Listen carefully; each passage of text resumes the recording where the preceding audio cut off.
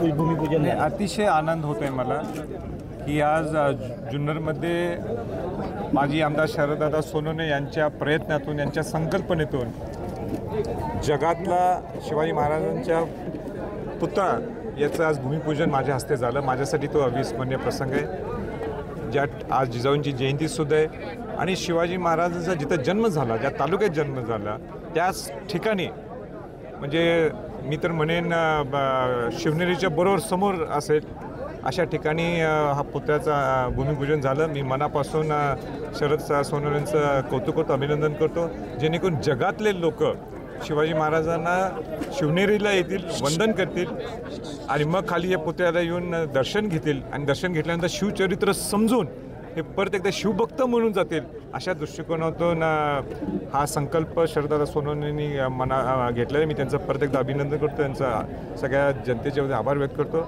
आणि त्यांना माझ्या मनापासून शुभेच्छा। खरं तर राज्य सरकार समुद्रामध्ये ज्या पद्धतीने स्मारक उभं करणार होतं, मात्र ते झालं नाही। आज तुमच्या हस्ते हा प्रकल्प या ठिकाणी उभा राहतोय, लोकवर्गणीचंही आवाहन केलं जाते।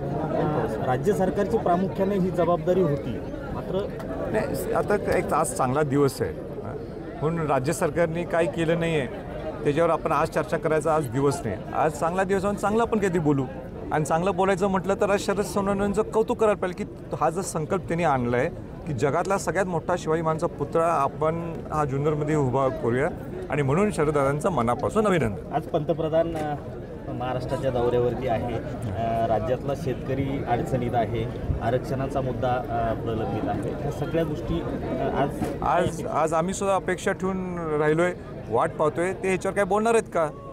हे आरक्षणाचा मुद्दा सुरू झाल्यापासून किंवा शेतकऱ्यांच्या ह्या अडचणी सुरू झाल्यापासून त्यांचा दुसरा दौरा आहे आज महाराष्ट्रात। ते आज काय मागच्या वेळी तर काय बोलले नाहीत, यावेळी काय बोलतात ते आम्ही रेत म्हणून आम्ही त्याची वाट पाहतो आहे।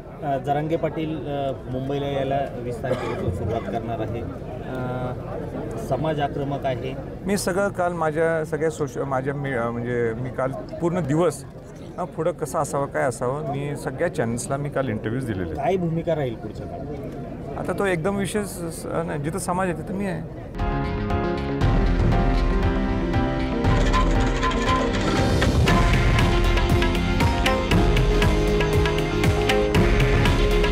हे आहे देशातील नंबर 1 न्यूज नेटवर्क आणि आपण पाहत आहात TV9 मराठी। काळजी तुमची, हित महाराष्ट्राचं।